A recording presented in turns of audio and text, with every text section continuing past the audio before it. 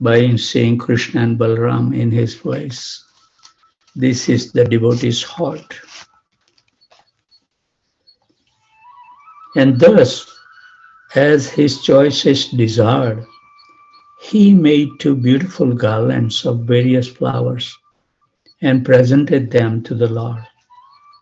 Both Krishna and Balaram were very pleased with his sincere service, and Krishna offered the florist his salutations and benedictions, which he is always prepared to bestow upon the surrendered souls. What a nice thing to know. When the florist was offered benedictions, he begged from the Lord that he might remain his eternal servant in devotional service, and by such service do good to all living creatures. By this, it is clear that a devotee of the Lord in Krishna consciousness should not be simply satisfied by his own advancement in devotional service. He must be willing to work for the welfare of others. That's where we left. So this example was followed by the six Goswamis of Vrindavan. And it is therefore stated in their prayer, Lokanath Hita Kaliranu. Vaishnavas, or the devotees of the Lord, are not selfish. Whatever benefit they derive from the Supreme Personality of Godhead as benedictions, they want to distribute to all other persons. That is the greatest of all humanitarian activities.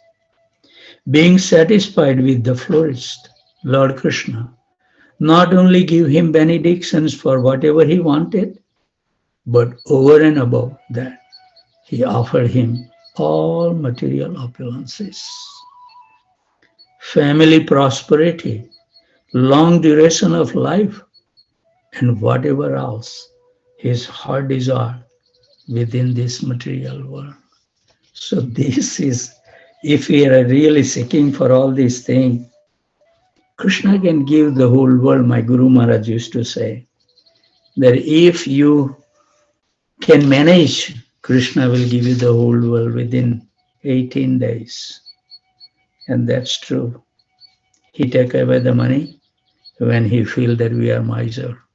And when we see that we have become detached from it, he will give you ample of Lakshmi to do wonderful things for Krishna. So thus end the Bhaktivedanta purport of the 40th chapter of Krishna. Krishna enters Mathura. So we will be reading now, embarking on chapter 41, the breaking of the bow in the sacrificial arena. So nice to read the, pastimes of Krishna, so that during the day we can remember this wonderful thing. Also, we get so much satisfaction in our heart, how Krishna is dealing with each and every person so nicely. He never failed to reciprocate with his devotees. And that's why it says, above and above, he will give everything, whatever that pure devotee desire. Because he knows that the pure devotee has only one desire, is to satisfy him. So let's read the chapter 41.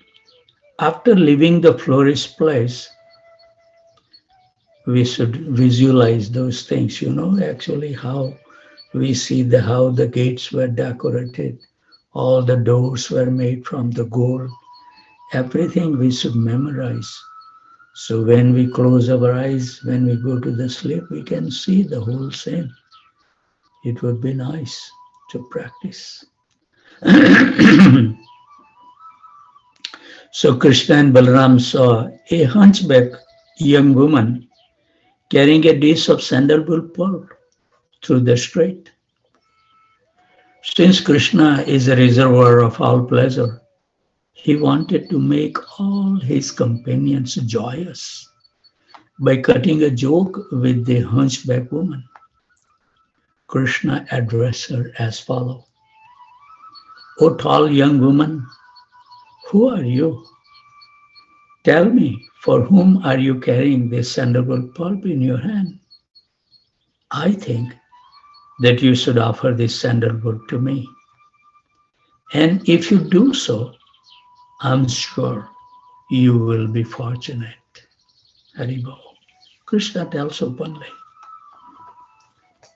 Krishna is the Supreme Personality of Godhead, and he knew everything about the hunchback. He knows everything about us, past, present, and future. We will never be able to hide anything from Krishna. Haribo. Every thought goes through our mind and heart. Krishna notices it. And our thoughts makes our life. If you're gonna do something good or bad, always the thoughts comes into our mind before we execute those desires. So we have to be careful what kind of a thoughts are coming, passing through our heart every single day. Krishna is the Supreme Personality of Godhead, and he knew everything about the hunchback. And by his inquiry, he indicated that there was no use in serving a demon.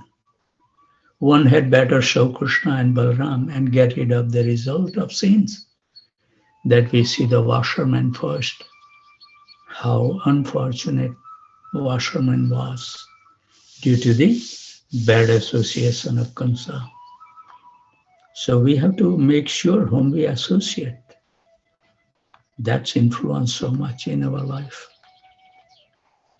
The woman replied to Krishna, My dear Shyam Sundar, dear beautiful dark boy, you may know that I am engaged as maid servant of Kamsa. She is at least truthful. I am supplying him pulp of sandalwood daily. The king is very pleased with me for supplying this nice thing. But now I see that there is no one who can better be shown by this pulp of sandalwood than you two brothers. That's the difference between the washerman and this hunchback woman. The washerman never understood, but this hunchback woman understood. She was pleasing Kamsa, but she has the higher understanding at the same time that there is no better person to do the service to this Krishna and Balaram. And being captivated by the beautiful future of Krishna and Balaram, they're talking, they're smiling, they're glancing, and other activities. The hunchback woman began to smear the pulp of sandalwood over their bodies with great satisfaction. Whatever the devotional practice we do, we should feel satisfied within our mind and heart. If we don't feel satisfied, that means something wrong in our devotion, or our mind and heart is not satisfied.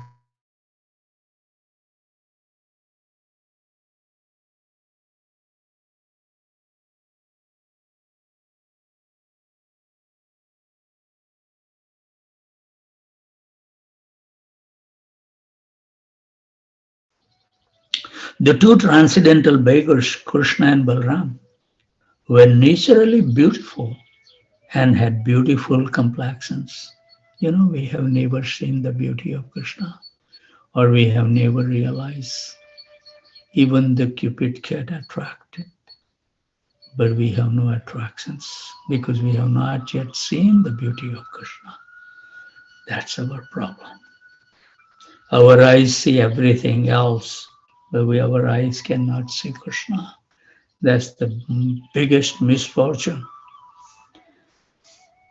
They were nicely dressed in a colorful garments. Always, all this, you look at the gopis, they wear wonderful, colorful, bright color clothes.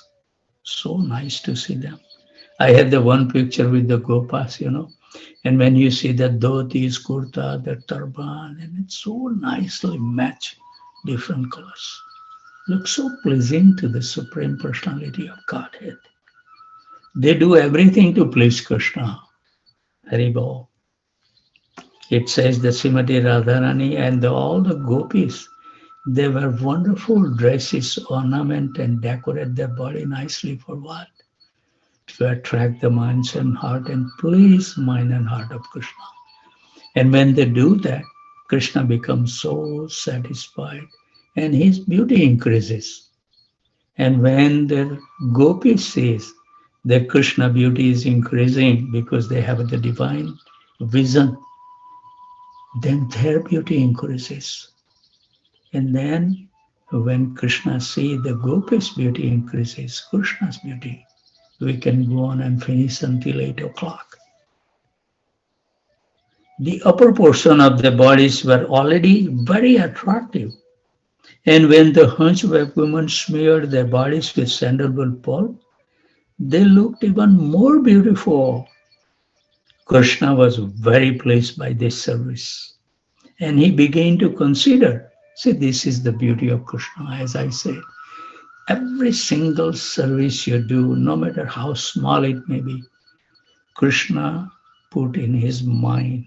He never forgets any service that we render to him. Who can do this in the material world?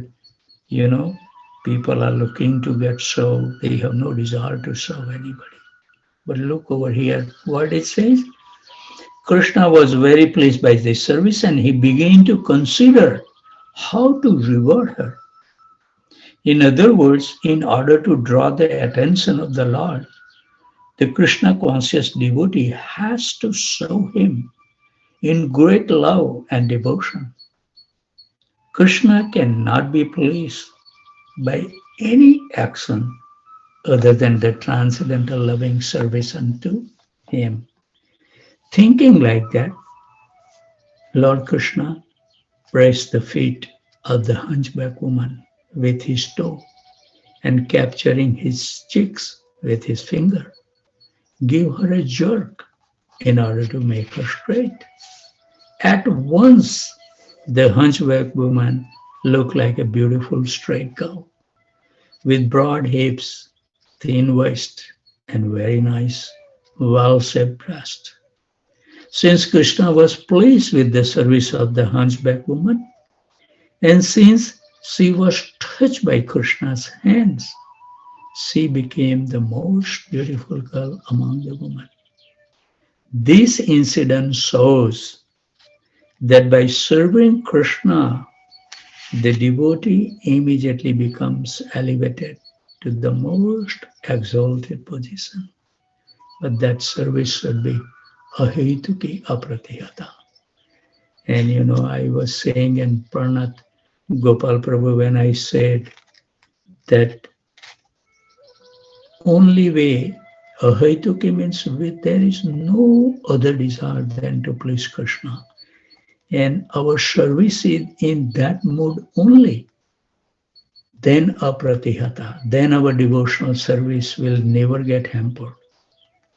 But if our service becomes tinged with some other desire than to please Krishna, our devotional practice will not remain steadfast. Haribol. This is something very nice to know.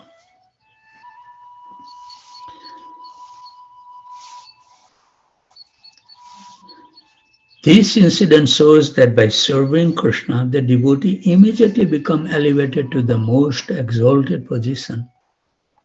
What is that exalted position means? That they become completely dependent on Krishna, not to show off as a great devotee, but they give all this attention in their life to Krishna. That's exalted position. In all respect, devotional service is so potent that anyone who takes to it becomes qualified with all godly qualities. All this, One time my Guru Maharaj was saying that if you become expert by pleasing Krishna and Guru, you will become expert in everything. Haribol. Krishna was attracted to the hunchback woman not for her beauty, but for her service. Krishna is so kind. As soon as she rendered service, she immediately became the most beautiful woman. So if you want to become beautiful, you want to become a rich, you want to become a strong, and you want to become a knowledgeable person, render your devotional service to the lotus feet of Krishna. A Krishna conscious person does not have to be qualified or beautiful. After becoming Krishna conscious and rendering service unto Krishna, he becomes very qualified and beautiful. That's how you will be able to attract so many fallen souls if you become pure. When the woman was turned by Krishna's favor into a beautiful young girl, she naturally felt very much obliged to Krishna. See, Krishna reciprocated with us.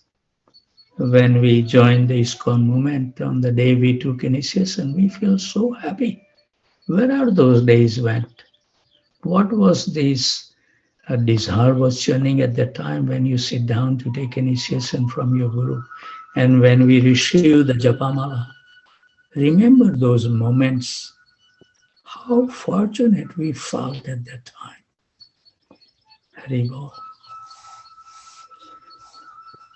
Without hesitation, she caught the rear part of his cloth and began to snatch it.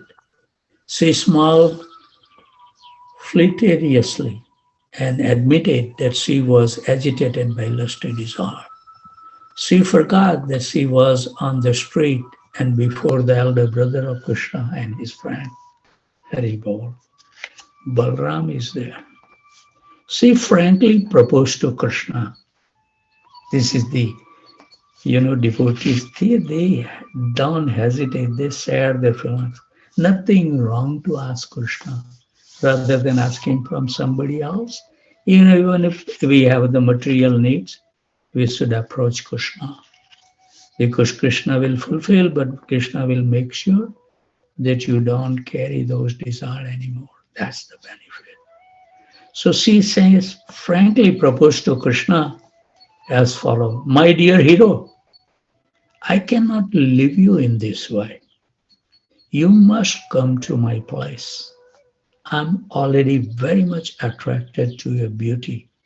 So I must receive you well, for you are the best among the males. And you must also be very kind upon me. That's wonderful request. In plain words, she proposed that Krishna come to her home and satisfied her lusty desire. Krishna, of course, felt a little bit embarrassed in front of his elder brother, Balram, but he knew that the girl was simple and attracted. Simplicity, Prabhupada used to say. Whatever you have in the heart, we should have no duplicity. Whatever in the heart, we should speak out. Therefore, he simply smiled at her words and looking toward his cowherd boyfriends, he replied to the girl as follows. Quote, my dear beautiful girl, I'm very much pleased by your invitation and I must come to your home after finishing my other business here in Mathura. Such a beautiful girl like you is the only means of solace for a person like me. For I'm away from home and not married. Certainly, as a suitable girlfriend, you can give us relief from all kind of mental agitations, unquote. So Krishna satisfied the girl in this way with sweet words. Krishna speaks so nicely. Leaving her there, He began to proceed down the street of the marketplace, where the citizens were prepared to receive him with various kinds of presentations, especially betel nuts, flour, and sandalwood. The mercantile men in the market worshipped Krishna and Balram with great respect. And when Krishna was passing through the street, all the women in the surrounding houses came to see him. And some of the younger ones almost fainted by seeing the beauty of Krishna, being captivated by the beauty. Their hair and tight dresses loosened, and they forgot where they were standing. This is the symptom of the real darshan of Krishna. Haribol. Krishna next inquired from the citizen as to the location of the place of sacrifice. Kamsa had arranged for the sacrifice called Dhanur Yagna, and to designate this particular sacrifice, he had placed a big bow near the sacrificial altar, just to show how strong you need to be. Haribol. The bow was very big and wonderful and resembled the rainbow in the sky. Within the sacrificial arena, this bow was protected by many constables and watchmen engaged by King Kamsa. As Krishna and Balram approached the bow, we can see wonderful scene, walking through, meeting different people, having different exchange with everybody different. It's nice to meditate on these wonderful things. So within the sacrificial arena, this bow was protected by many constables and watchmen engaged by King Kamsa. As Krishna and Balram approached the bow, they were warned not to go nearer. But Krishna ignored this warning. He forcibly went up and immediately took the big bow in his left hand. And after stringing the bow in the presence of the crowd, Haribol, all these Brajvasis is witnessing. And it says that in this wonderful pastime in the arena, there are 12 types of exchanges, different relationship was exhibited by different personalities. Wonderful. So after stringing the bow in the presence of the crowd, he drew it and broke it at the middle in two parts, exactly as an elephant breaks sugarcane in the field. Everyone, not a single person, but everyone present appreciated Krishna's power. The sound of the bow cracking filled both sky and land and was heard by Kansa. And when Kansa heard what had happened, he began to fear for his life. The caretaker of the bow, who was standing by watching, became very angry. He ordered his men to take up weapons, and he began to rush toward Krishna, shouting, "Arrest him! Kill him! Kill him!" Krishna and Balram were surrounded. When they saw the threatening motion of the guards, they became extremely angry. Taking up the two pieces of the broken bow, they began to beat all of the caretaker's men. While this turmoil was going on, Kamsa sent a small group of troops to assist for caretakers. But both Krishna and Balram fought with them also and killed them. So after this, Krishna did not proceed further into the sacrificial arena, but went out the gate and proceeded toward their resting camp. Along the way, he visited various places in Mathura city with great delight, seeing the activities and wonderful prowess of Krishna. all the citizens of Mathura began to consider the two brothers to be the demigods who had come down into Mathura. And they all looked upon them with great astonishment. And the two brothers strolled carefree in the street, not caring for the law and order of Kamsa, totally fearless. Haribol. When evening came, Krishna and Balram with their cowherd boyfriends went to the outskirts of the city, where all their cars were assembled. Thus Krishna and Balram gave some preliminary hints of their arrival to Kamsa. And Kansa could understand what severe type of danger was awaiting him the next day in the sacrificial arena. So we should keep a suspense what is going to happen the next day. A beautiful, wonderful pastime. So nice to see and visualize and memorize those scenes. We should repeat and repeat, like Brajamandala Parikrama during the meditation. Now, second time we are reading. As we keep on reading, now we remember this place, every place we visit, some memory will come back. And as we keep on reading over and more things will reside in our mind and heart. And this is how we will remember Krishna throughout the day. So the time has come, we should be punctual in our worship and service. With those thoughts, always remain happy, jubilant, and totally fearless. And whoever you come across, give them a kind word that they'll like and also become successful and totally fearless.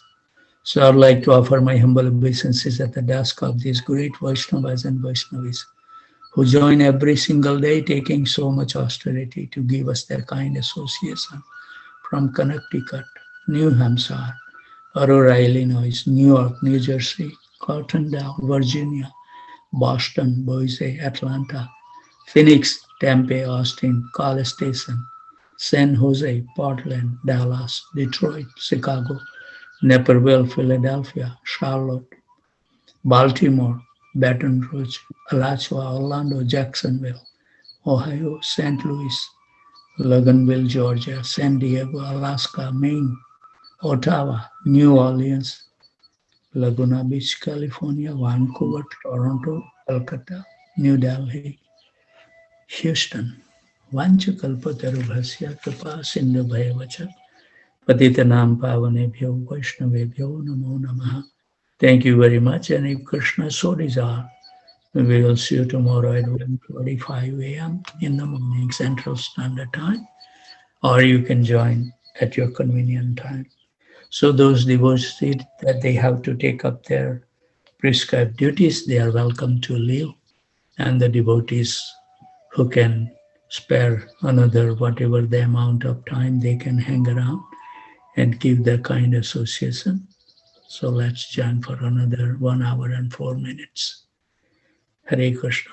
Thank you very much. Hare Krishna, Krishna Krishna, Hare Hare. Hare Ram, Ram, Hare Hare.